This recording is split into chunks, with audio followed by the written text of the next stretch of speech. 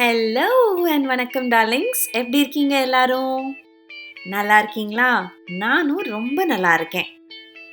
இன்னைக்கு நம்ம ஒரு கியூட்டான குட்டியான கதையை கேட்க போறோம். ஒரு அழகான சின்ன மெசேஜோட. எப்பவும் போல.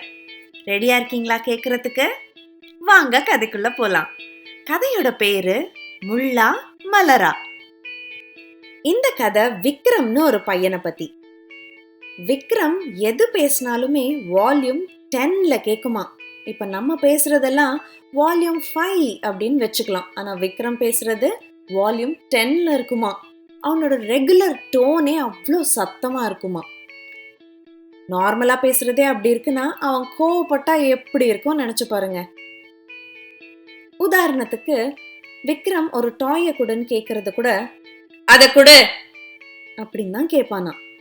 என்ன எல்லாரும் பயந்துட்டீங்களா இவ்வளோ சத்தமா கேட்டதும்? இது என்னோட டோன் இல்ல, விக்ரமோட டோன். விக்ரம் நினைக்கிறானா, நம்ம சத்தமா பேசினாதான் நம்ம வேலை நடக்கும், 4 பேர் நம்மளை திரும்பி பார்ப்பாங்க, நம்ம என்ன கேட்டாலும் செய்வாங்க அப்படின்றது தான் அவனோட தாட் ப்ராசஸ். நம்ம கேட்கணும்னு நினைச்சத நிதானமா கேட்டாலும் நடக்கும் அப்படின்றது அவனுக்கு புரியவே புரியலையாம். ஏதாச்சும் நம்ம அவனுக்கு ஹர்ட் பண்ணோன்றது இன்டென்ஷன் கிடையாது. ஆனா ஏதாச்சும் நம்ம கேட்கும்போது இந்த டோன்ல கேட்டா கேட்கறவங்களுக்கு ஏதோ ஒரு சின்ன கல்லை தூக்கி அடிச்ச மாதிரி தோணுன்ற விஷயமே அவனுக்கு புரிஞ்சது கிடையாது இது வரைக்கும். விக்ரம் சின்னதுல இருந்து அவனுக்கு எப்பவுமே ஒரு கனவு வருமா. அந்த கனவுல வந்துட்டு ஒரு அழகான கார்டன்ல அவன் ஹாப்பியா விளையாடுற மாதிரி தான் ஒரு கனவு வருமா. அவன் வளர வளர வந்துட்டு அதே கனவு எப்பெல்லாம் வருதோ அந்த கனவுல நிறைய சேஞ்சஸ் வந்து அவன் நோட்டீஸ் பண்ண ஆரம்பிச்சானா.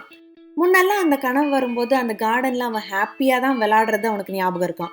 ஆனா இப்பெல்லாம் அந்த கனவு வரும்போது நிறைய அந்த கார்டன்ல அவன் அடிபடுற மாதிரி, அவனுக்கு வலிக்கிற மாதிரி, அங்க நடக்கவே விளையாடவே கஷ்டப்படுற மாதிரி தான் அவனுக்கு தோணுமா. அவனுக்கு ஒரு தங்கச்சி இருக்காளாம். அந்த தங்கச்சியும் அந்த கார்டன்ல விளையாடுற மாதிரி தான் அவனுக்கு எப்பவுமே அந்த கனவு வருமா. இவன் விளையாடும் போது மட்டும் இப்பெல்லாம் நிறைய அடி வாங்குற மாதிரி அவனுக்கு ஃபீல் ஆகுதான், அடிபடுற மாதிரி தெரியுதான், வலிக்கிற மாதிரி தெரியுதான். ஆனா அதே இடத்துல தான் அவன் தங்கச்சியும் விளையாடுறத அவன் பார்த்துருக்கானா. ஆனா வந்துட்டு அவளுக்கு எந்த டிஃப்ரென்ஸும் அவன் பார்த்ததே இல்லையா. அவன் ஹாப்பியா எப்பவும் போல சந்தோஷமா அங்க ஓடி ஆடி விளையாடுறது தான் அவன் நோட்டீஸ் பண்ணியிருக்கானா. இவனுக்கு மட்டும் ஏன் இப்படி ஃபீல் ஆகுதுன்றது அவனுக்கு தெரியவே இல்லையா. அவனை சுத்தி எல்லாமே ஒரே முள்ளு முள்ளா இருக்கிற மாதிரியே, முன்னாடி அழகா பூ பூவா இந்த கார்டன் எல்லாமே முள்ளு முள்ளா இருக்கிற மாதிரி தான் இப்ப தெரியுதான் அவனுக்கு. அன்னைக்கு கார்டன்ல விக்ரமோட தங்கச்சி அனு வந்துட்டு ஒரு பபிள் ப்ளோவர் மிஷினை வச்சு விளையாடிட்டு இருந்ததை அவன் பார்த்தானா. அந்த மிஷின்ல சோப் தண்ணி ஊத்துனா ஆன் பண்ண உடனே பபிள்ஸ் பபிள்ஸா வந்துகிட்டே இருக்குமே. அந்த மிஷின் வச்சு அவன் தங்கச்சி விளையாடுறத அவன் பார்த்தானா. அவன் அழகா அதை பப் பப் பப் பப் அப்படின்னு பண்ணிட்டு விளையாடிக்கிட்டே இருந்தாளாம். இவனுக்கும் அது விளையாடணும், பபிள்ஸ் வேணும் இவனுக்கு அப்படின்னு தோணுச்சான். இவன் உடனே வந்துட்டு அவன் தங்கச்சி கிட்ட அனு எனக்கு அது வேணும் அப்படின்னு கேட்டானா. ஓகே அண்ணா, உங்களுக்கும் தரேன், நான் வேணா இங்கிருந்தே ப்ளோ பண்ணட்டுமா அப்படின்னு சொல்லிட்டு அவன் என்ன பண்ணாலும் அந்த பபிள் ப்ளோவரை இந்த பக்கம் டர்ன் பண்ணி விக்ரம் பக்கத்துக்கு பபிள்ஸ் எல்லாத்தையும் ப்ளோ பண்ணி விட்டாலாம். விக்ரம் பக்கத்துக்கு நிறைய பபிள்ஸ் வரதை விட விக்ரம் நோட்டீஸ் பண்ணது என்னன்னா அவனை சுத்தி நிறைய முள்ளு வரத, ஷார்ப்பான முள்ளு வரத பார்த்தானா. என்ன நடக்குதுன்னு அவனுக்கு ஒண்ணுமே புரியலையாம். விக்ரமுக்கு வந்து அந்த பபிள்ஸ் வரது இல்ல, அவனுக்கு அந்த பபிள் ப்ளோவரே தேவைப்பட்டுச்சான். அதனால வந்து நீ ஒண்ணு அங்க ப்ளோ பண்ண தேவையில்ல, கூடாது எனக்கு இங்க அப்படின்னு சொன்னானாம். அனுவோட ஃபேஸ்ல இருந்த அந்த ஸ்மைலே போயிடுச்சான். சரிங்க நான் தரேன் அப்படின்னு சொல்லிட்டு அவ பாட்டுக்கு அங்க ஓடி வந்து அந்த பபிள் ப்ளோவரை அண்ணா கையில கொடுத்துட்டு போயிட்டாளாம். இவனால மட்டும் அங்க நிக்கவே முடியலையா. முன்ன இருந்த விட இன்னும் அதிகமான முள்ளெல்லாம் அங்க இருந்ததை அவன் பார்த்தானா. குத்துதான் ஒரே அவனுக்கு. அது வேற அவனுக்கு ஒரே எரிச்சலா இருக்கான். ஆனா அனு மட்டும் ஈஸியா நடந்து வந்து ப்ளோவரை கொடுத்துட்டு அவ ஹாப்பியா போயிட்டாளாம். அவளுக்கு மட்டும் இன்னும் எதுவுமே குத்தவே மாட்டேங்குது, எனக்கு நிக்கவே முடியல, அவ ஓடி வரா ஓடி போறாளே அப்படின்னு சொல்லி இவன் யோசிச்சுட்டு இருந்தானா. நமக்கும் எதுவும் ஆகாது போல, நம்ம தான் ரொம்ப யோசிக்கிறோம் அப்படின்ட்டு அவன் விளையாடலான்னு ஓடி பார்க்க ட்ரை பண்ணும்போது அந்த முள்ளு கையில கால்ல எல்லாம் குத்திருச்சான். ஆ அப்படின்னு எழுந்து பார்த்தா அவன் கனவு கலைஞ்சு தூக்கத்துல இருந்து முழிச்சுக்கிட்டானா. பார்த்தா விடிஞ்சிருச்சான். சரின்னு ப்ரஷ் எல்லாம் பண்ணிக்கிட்டு குளிச்சுட்டு ஃப்ரெஷ் அப் ஆயிட்டு கிச்சனுக்கு போனானா. கிச்சன்ல பசிக்குதுன்னு சொல்லிட்டு அவன் அம்மா கிட்ட வந்து பால் வேணும்ன்ட்டு எப்படி கேட்டானா, பால் வேணும் எனக்கு. அவங்க அம்மாவும் ஓடி வந்து அவனுக்கு பாலை சூடு பண்ணி கொடுத்தாங்களாம். அவனும் அந்த பாலை குடிச்சிட்டு அன்னைக்கு விளையாடுறதுக்கு போயிட்டானா. அன்னைக்கு ராத்திரி மறுபடியும் படுத்து தூங்கும்போது திரும்ப அதே கனவு தான் அவனுக்கு வந்துச்சாம். அந்த கனவுல அன்னைக்கு அந்த முள்ளு முன்ன இருந்தத விட அதிகமா இருந்தத நோட்டீஸ் பண்ணானாம். ரொம்ப அதிகமா அவனுக்கு எல்லாமே போக் பண்ண ஆரம்பிச்சிருச்சாம். வலிக்குதாம், ஹெல்ப் ஹெல்ப் அப்படின்னு கத்துறானாம். ஆனா யாருக்குமே எதுவுமே கேட்கலையாம். அன்னைக்கு அவன் டீச்சர் வந்து அந்த கார்டன்ல வரத அவன் நோட்டீஸ் பண்ணானாம். அவனோட teacher, class teacher Mrs Lakshmi. அவனோட டீச்சர் வந்து ரொம்ப சாஃப்ட் ஸ்போக்கனா. இவனுக்கும் அவன் டீச்சர்னா ரொம்ப பிடிக்குமா. அவங்க எப்பவுமே நிறைய மேஜிக் வேர்ட்ஸ் யூஸ் பண்ணுவாங்களாம். என்ன மேஜிக் வேர்ட்ஸ் உங்களுக்கு தெரியுமா?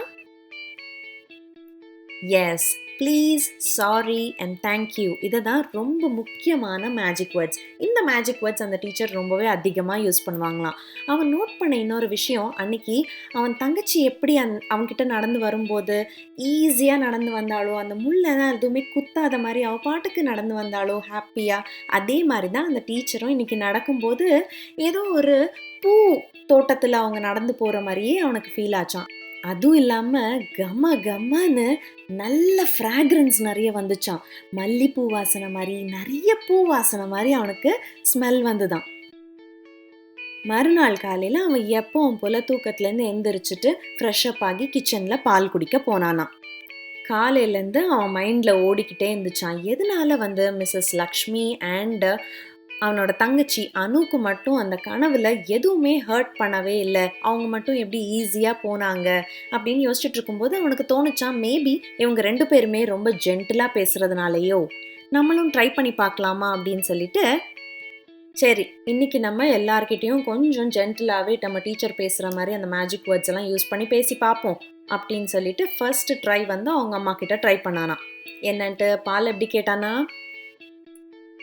அம்மா எனக்கு கொஞ்சம் பால் சூடு பண்ணி தரீங்களா ப்ளீஸ் அப்படின்னு கேட்டானா. அவங்க அம்மா உடனே திரும்பி பார்த்துட்டு, ஷியோர்டா கண்ணா, நான் உனக்கு செஞ்சு தரேன், நீ இன்னைக்கு என்னை கேட்ட விதம் எனக்கு ரொம்ப பிடிச்சிருக்கு அப்படின்னு சொல்லிட்டு அவங்க அம்மா உடனே பாலை சூடு பண்ணி கொடுத்தாங்களாம். அவனும் குடிச்சிட்டு ஸ்கூலுக்கும் போயிட்டானான். அன்னைக்கு ஃபுல் டே அவன் ஸ்கூல்லையும் சரி வீட்லேயும் சரி எல்லார்கிட்டையும் இந்த மேஜிக் வேர்ட்ஸ் யூஸ் பண்ணி, அது மட்டும் இல்லாமல் அவனோட வால்யூம் வந்து எப்போவுமே எப்படி இருக்குமா, வால்யூம் 10ல தான் பேசுவானா, அந்த மாதிரி இல்லாமல் கொஞ்சம் லோவர் பண்ணி பேசுறதுக்கு ட்ரை பண்ணானா.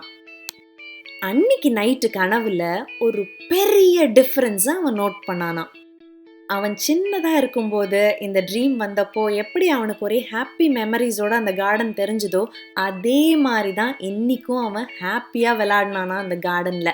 அவன் தங்கச்சி எப்படி வந்துட்டு ஃப்ரீயாக எதுவுமே குத்தாத மாதிரி ஹர்ட் ஆகாத மாதிரி இருந்தாலோ, அதே மாதிரி தான் இவனும் அன்னைக்கு எதுவுமே ஹர்ட் ஆகலையா, அவனுக்கு ஹாப்பியாக விளையாடினானா. இதுலேருந்து விக்ரம் புரிஞ்சுக்கிட்ட விஷயம் என்னன்னா, நம்ம கத்தி பேசுறத விட மென்மையா பேச பழகிக்கிட்டோம் அப்படின்னா ரொம்பவே ஹெல்ப்ஃபுல்லா இருக்கும் நமக்கு. இதுல இருந்து நம்ம என்ன கத்துக்கிறோம் குட்டீஸ்? நம்ம இனிய சொற்கள் பயன்படுத்துறதுனால மற்றவங்களுக்கு எப்படி ஃபீல் ஆகுதுன்றதை விட நம்மளை சுத்தி இருக்கிற உலகம் ரொம்பவே அழகா மாறும்.